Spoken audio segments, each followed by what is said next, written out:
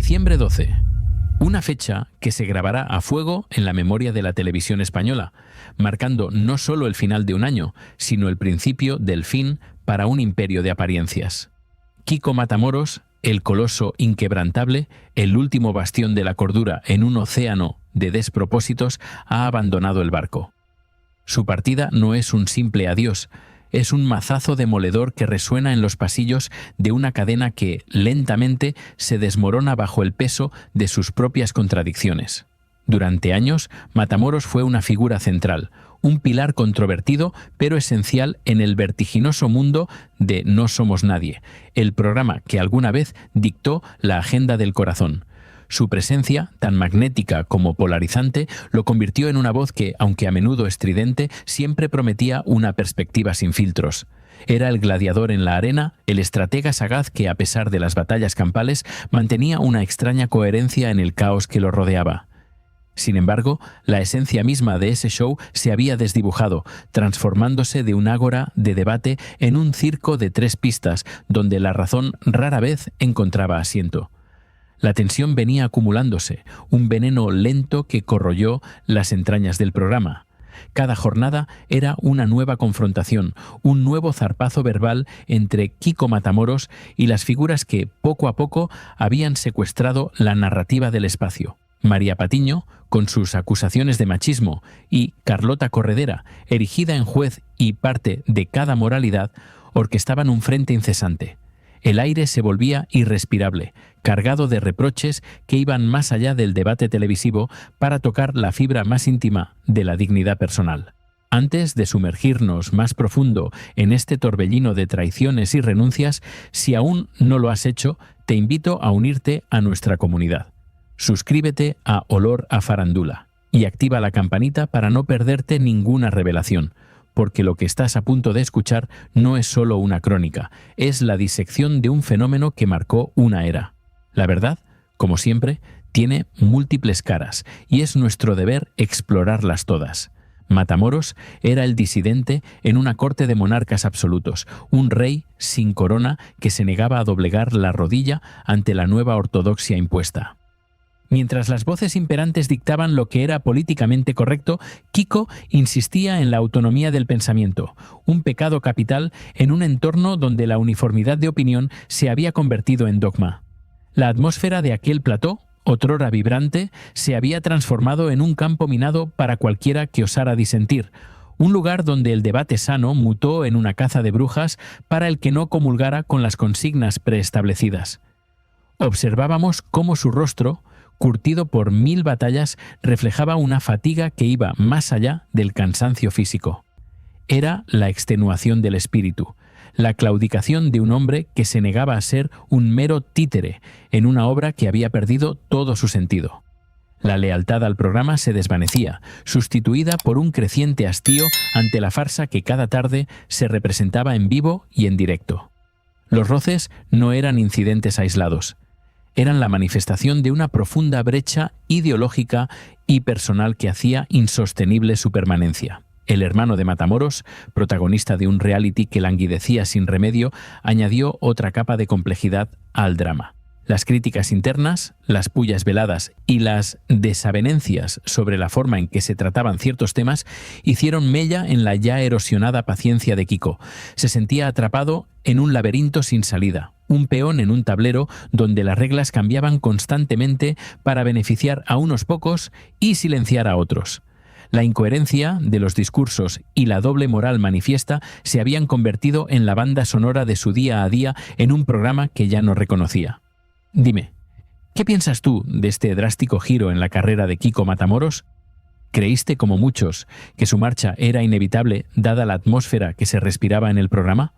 ¿O quizás te sorprendió que aguantara tanto en un ambiente tan hostil? Cuéntame en los comentarios desde dónde nos acompañas en esta revelación de verdades incómodas. Fue en pleno directo, con Carlota Corredera como testigo, que Matamoros lanzó el dardo envenenado de su partida. No fue un arrebato de ira, sino la conclusión meditada de un hombre que se negaba a seguir siendo cómplice de un engaño colectivo. Las palabras brotaron con la contundencia de una sentencia inapelable. Hoy toca decir adiós. Hasta aquí llegaron las aguas. La reacción de Corredera, una mezcla de sorpresa y fingida comprensión, no hizo más que subrayar la magnitud del cisma. Este era el punto de no retorno, la declaración de independencia de un gladiador que eligió abandonar la arena antes que luchar batallas que ya no eran suyas. Su voz, serena pero firme, articulaba la frustración de miles de espectadores que sentían cómo el programa se había desviado de su propósito original, convirtiéndose en un altavoz de posturas sesgadas. Era el clímax de la hipocresía, el momento en que la verdad se abría paso entre las ruinas de una credibilidad hecha añicos, una verdad que clamaba a gritos por ser escuchada. La partida de Kiko Matamoros es mucho más que el abandono de un colaborador. Es el testimonio de un ocaso, la confirmación de que algo profundo y esencial se ha roto en el tejido de No Somos Nadie. Con Lidia Lozano ya lejos y Belén Esteban en retirada, el panorama se antoja desolador para un programa que ahora se apoya en dos pilares: María Patiño y Carlota Corredera. ¿Podrá una nave con tan solo dos capitanes y un rumbo incierto mantener el interés de una audiencia que anhela la diversidad y la verdad, o estará condenada al naufragio definitivo? Matamoros, con todos sus claroscuros, emerge de esta contienda como el más coherente, el más racional en medio de la fauna televisiva. Su decisión, lejos de ser un acto de cobardía, se antoja como un ejercicio de dignidad, una búsqueda de la paz en un mar de discordias que amenazaba con ahogarlo. No es un final triste, sino el inicio de una nueva etapa. Una donde el ex colaborador de No Somos Nadie podrá, al fin, respirar sin la asfixiante presión de un entorno que ya no le representa. Es la verdad final. Hay batallas que se ganan huyendo. Su legado, ahora, es el de un hombre que supo cuándo decir basta, cuándo el telón debía cerrarse para él, aunque el espectáculo de la falsedad continuara para otros. Cuando el telón de la farándula se descorre, a veces lo que se revela no es el brillo de la fama, sino la sombra de la ignominia, la podredumbre de una verdad manipulada con fines perversos. Si el adiós de Kiko Matamoros fue el presagio de un colapso, lo que ahora estamos a punto de desentrañar es el epicentro de un terremoto, una implosión de credibilidad que ha sacudido los cimientos de la televisión y la confianza pública. Prepárense para conocer la historia no contada, el entramado de mentiras que ha expuesto la verdadera faz de aquellos que se autoproclaman adalides de la verdad. En los días recientes, el escenario público fue invadido por una narrativa desgarradora. Kiko Hernández y Fran Antón, convertidos en mártires de una supuesta injusticia, clamaban ser víctimas de una persecución sin precedentes en la ciudad autónoma de Melilla. Hablaban de amenazas de muerte, de extorsión y de un complot urdido por las autoridades para arrebatarles sus legítimos negocios. El relato, salpicado de dramatismo y de desesperación, pintaba un cuadro de indefensión que buscaba, sin duda, la compasión y el apoyo incondicional de la audiencia, utilizando la plataforma de No Somos Nadie como un amplificador de su supuesto calvario. Sin embargo, como en toda buena trama de ficción, la realidad siempre tiene un giro inesperado, una verdad oculta que aguarda el momento preciso para emerger de las sombras. El aura de victimismo que envolvía a Hernández y Antón comenzó a resquebrajarse cuando un comunicado oficial emitido por la autoridad portuaria de Melilla irrumpió en la escena con la fuerza de un vendaval. Aquel documento, frío y contundente, desmentía de forma categórica cada una de las afirmaciones vertidas por los autoproclamados damnificados, revelando una red de irregularidades tan profunda como preocupante. La verdad, siempre obstinada, salió a la luz con una crudeza que dejaba poco espacio para la interpretación. Según el comunicado, ni Francisco Hernández ni Francisco Antón ni ninguna de sus empresas poseían un solo título legal habilitante para explotar los locales 24 y 25 del Puerto Deportivo de Melilla. Habían operado impunemente, sin las licencias necesarias, organizando eventos multitudinarios y fiestas que ponían en jaque la seguridad y la legalidad. Este no era un caso de persecución. Era, según las propias autoridades, un descarado desafío a la ley. La concesión original de dichos locales, otorgada en diciembre de 2021 por el Consejo de Administración de la etapa anterior, había sido destinada a otra persona jurídica, una sociedad limitada unipersonal. Para que esta concesión pudiera ser traspasada a Hernández y Antón, era imprescindible una solicitud formal y la aprobación del Consejo de Administración del puerto de Melilla, un trámite que, según el comunicado, jamás se llevó a cabo. La omisión de este procedimiento esencial es un hecho que trasciende la simple desidia. Es una vulneración flagrante de la normativa que regía la explotación de esos espacios públicos. Ante la abrumadora evidencia, ¿cómo reaccionó el programa No Somos Nadie, que hasta ese momento había abrazado con fervor la narrativa de la victimización?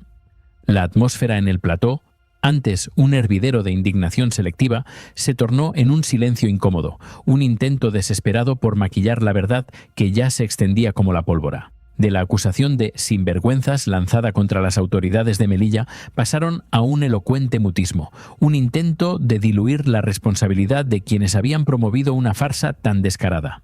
El intento de victimización alcanzó su punto más patético con la exhibición de un parte médico de Fran Antón, presentando una hipoglucemia y deshidratación como prueba de su calvario.